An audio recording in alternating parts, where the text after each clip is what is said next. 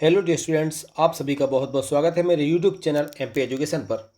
आज हम लोग देखेंगे एमपी बोर्ड। याद रखिएगा, जो एमपी बोर्ड है, एमपी बोर्ड के अकॉर्डिंग जो नया सिलेबस है, हमारा न्यू ब्लूप्रिंट है, उसमें जो सॉल्यूशन है, आपको मालूम है जो सॉल्यूशन है वो इस बार आप देखेंगे। हमेशा वो सेकंड चैप्टर हुआ करता था, लेकिन वो न्यू ब्लूप्रिंट के अकॉर्डिंग हमारा कौन सा फर्स्ट चैप्टर है इस बार। ओके, जो फर्स्ट चैप्टर है जिसका कि नाम है सॉल्यूशन। क्या है स्टूडेंट्स? सॉल्यूशन। तो आज सॉल्यूशन जो चैप्टर है उसकी समरी को, उसके सारांश को हम यहाँ पे रिव्यू करने वाले हैं। तो सभी बच्चे जुड़ जाएं और हम क्लास स्टार्ट करते हैं। बहुत ध्यान से देखिएगा, पूरा जो हमारा सेकंड चैप्टर है उसकी पूरी समरी को हम यहाँ से आज कंप्लीट करने वाले हैं। ओके, चलिए तो क्लास को स्टार्ट करते हैं। आप सभी का एक बार बहुत बहुत फिर से स्वागत है। चलिए, आज यहाँ से आप लोग देख पा रहे हैं, सबसे पहले स्टूडेंट्स देखेंगे आप लोग ये विलियन। तो सबसे पहले आपको यहाँ से ही देखना है कि विलियन क्या होता है, विलियन की परिभाषा क्या है। तो हम लोग जानते हैं, दो या दो से अधिक पदार्थों का जो समांगी मिश्रण होता है जिसमें घटकों के सांद्रण को कुछ सीमा तक परिवर्तित किया जा सकता है, उसे हम विलियन कहते हैं या सॉल्यूशन कहते हैं। और सिंपली अगर इसके हमें डेफिनेशन देखना है तो आप लोग जानते हो विलियन क्या होता है। दो या दो से अधिक पदार्थों का जो समांगी मिश्रण है उसे हम विलियन कहते हैं। ठीक है, आगे देखिएगा, नेक्स्ट जो क्वेश्चन है, या विलेयता किसे कहेंगे। तो निश्चित ताप पर विलेय की वह मात्रा जो 100 ग्राम विलायक में घुलकर क्या बनाती है, संतृप्त विलयन बनाने के लिए आवश्यकता होती है उसे। ठीक है, विलेयता का जो मान है वो ताप के साथ परिवर्तित होता रहता है, ध्यान रखना। तो विलेयता की परिभाषा क्या हो जाएगी, एक बार डबल से देखेंगे। निश्चित ताप पर विलेय की वह मात्रा जो 100 ग्राम विलायक में घुलकर क्या करती है, संतृप्त विलयन बनाने के लिए आवश्यक होती है, उसे हम विलेयता कहते हैं। देखेंगे, आप लोगों को मालूम है कि विलयन जो होते हैं, विलयन बेसिकली 5 प्रकार के होते हैं। कौन कौन से होते हैं आप लोग जानते हो। एक होता है तनु विलयन, ठीक है, फिर होता है सांद्र विलयन। सांद्र विलयन के बाद में यहाँ से संतृप्त विलयन, असंतृप्त विलयन, अति संतृप्त विलयन। ठीक है, यहाँ से हम लोग कंप्लीट करने वाले हैं स्टूडेंट संतृप्त विलयन। तो निश्चित ताप पर ऐसा विलयन जिसमें विलेय की अधिकतम मात्रा उपस्थित होती है। देखिए, विलेय की अधिकतम मात्रा उपस्थित होती है, इसका मतलब ये है कि ये जो विलेय होता है, समझना आप लोग, ये जो विलेय होता है इसकी हम और अधिक मात्रा को नहीं घोल सकते। विलेय की मात्रा को और अधिक नहीं घोल सकते, ऐसा विलयन कहलाता है। कौन सा विलयन? ऐसा विलयन कहलाएगा स्टूडेंट संतृप्त विलयन। ठीक है, अब भार प्रतिशतता की बात क्या क्या क्या होगा। देखो, परसेंटेज जो होती है वो आयतन या भार के अनुसार होती है। तो यहाँ पे भार परसेंटेज दिया हुआ है। तो 100 ग्राम विलयन में उपस्थित जो विलेय का द्रव्यमान होता है, 100 ग्राम जो विलयन है उसमें उपस्थित विलेय का जो द्रव्यमान होता है उसे हम भार प्रतिशतता कहेंगे। क्या कहेंगे? भार प्रतिशतता। इसी के नीचे देखेंगे आप लोग, अभी ये आयतन प्रतिशतता है।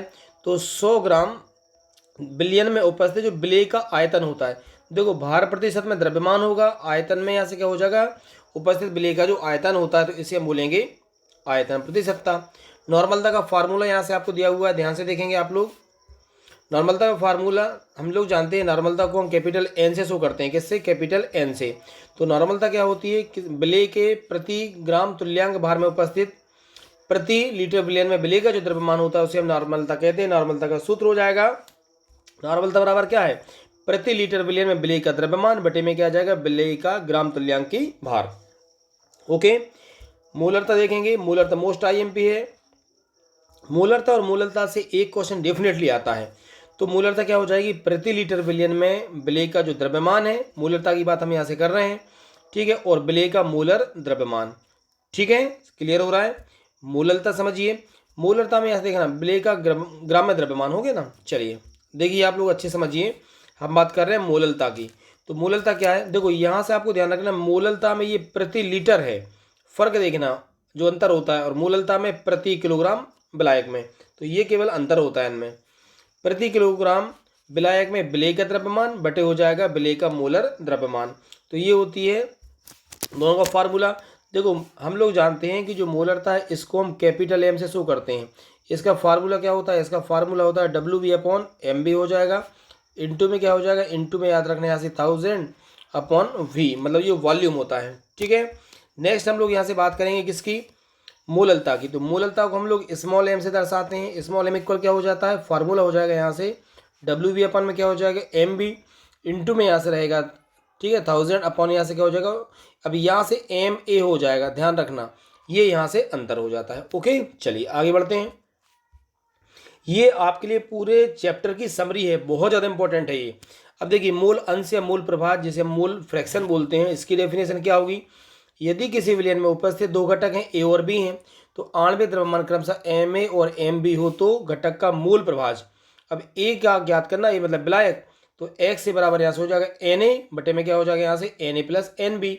इसी प्रकार अगर हमें एक्स वी का निकालना होता, देखिए एक्स वी का अगर हमें निकालना होता तो क्या होगा, तो हो जाता है एन बी अपॉन में क्या होता है यहाँ से N A plus N V. Clear है। चलिए आगे देखेंगे। नेक्स्ट हमें यहाँ से देखना है कि पीपीएम। पीपीएम से भी क्वेश्चन आते हैं, आप लोग जानते हो पार्ट्स पर मिलियन इसको बोला जाता है। पीपीएम का मतलब होता है पार्ट्स पर मिलियन। क्या हो जाएगा पार्ट्स पर मिलियन। देखिए किसी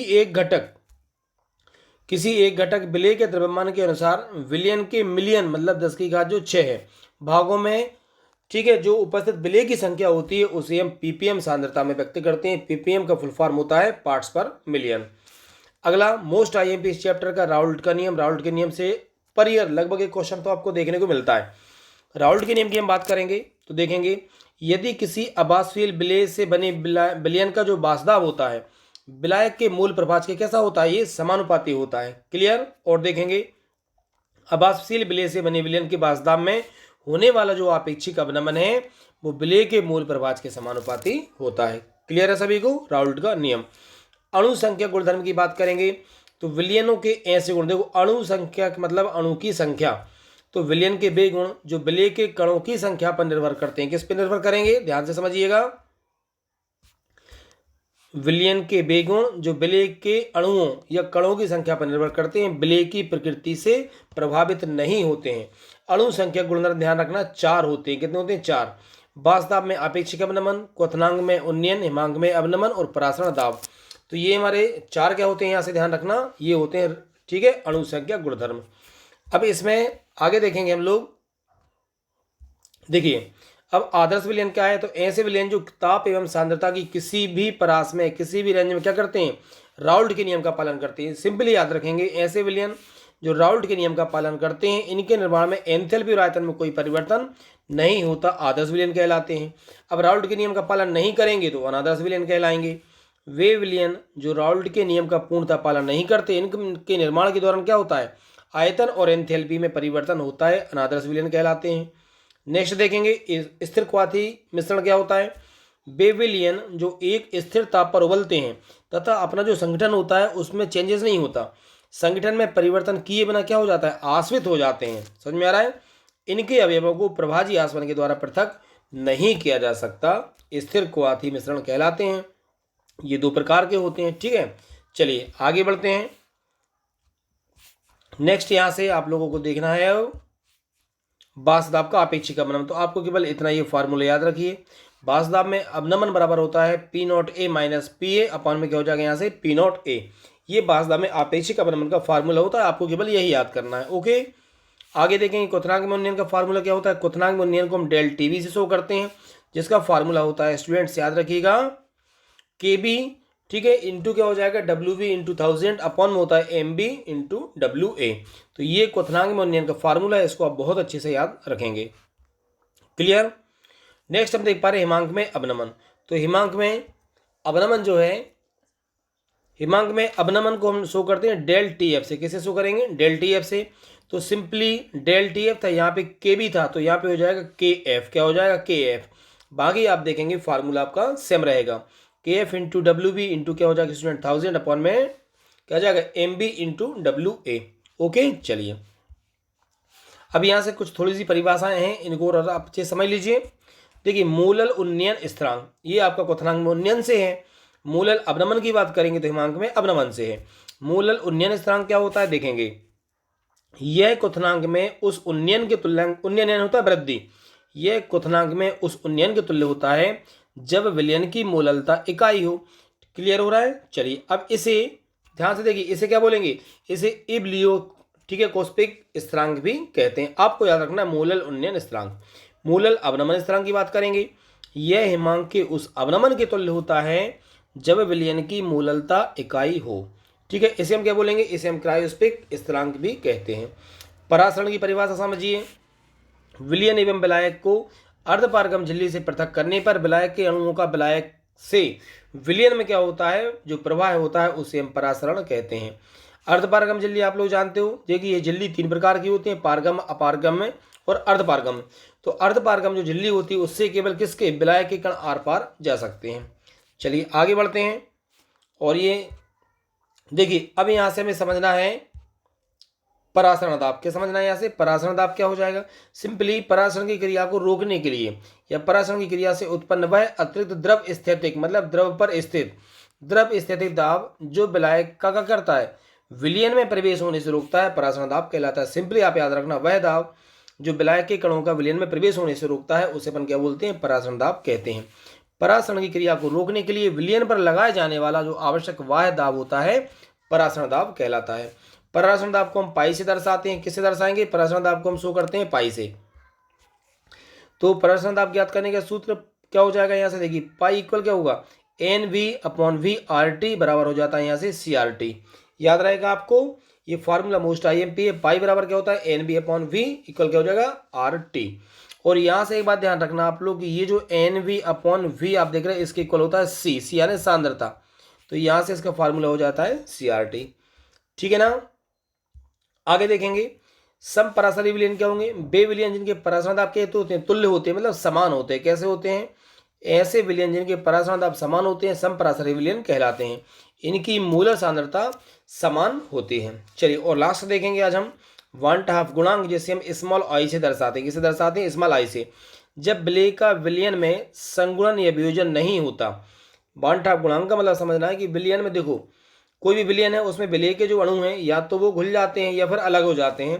तो जब डबल से समझिए यहाँ से अच्छे से, जब विलय का विलयन में संगुणन मतलब घुलना या वियोजन मतलब अलग होना और ये क्रिया नहीं होती है, तो जो आई है, आई यानी 1/2 गुणांक, इसका मान कितना होता है, 1 होता है। ठीक है, तो आई बराबर क्या हो जाएगा, अणु संख्या गुण का प्रेक्षित मान बटे क्या हो जाएगा, अणु संख्या गुण का परिकलित मान। ओके स्टूडेंट्स, तो यहाँ से आज की क्लास थी। आई होप आपको क्लास बहुत अच्छी लग रही होगी। यदि आपको क्लास अच्छी लगती है तो वीडियो को लाइक कीजिए, अपने दोस्तों को शेयर कीजिए। यदि नए स्टूडेंट्स हैं जिन्होंने चैनल को सब्सक्राइब नहीं किया तो चैनल को जरूर सब्सक्राइब करें। थैंक यू, मिलते हैं नेक्स्ट वीडियो के साथ।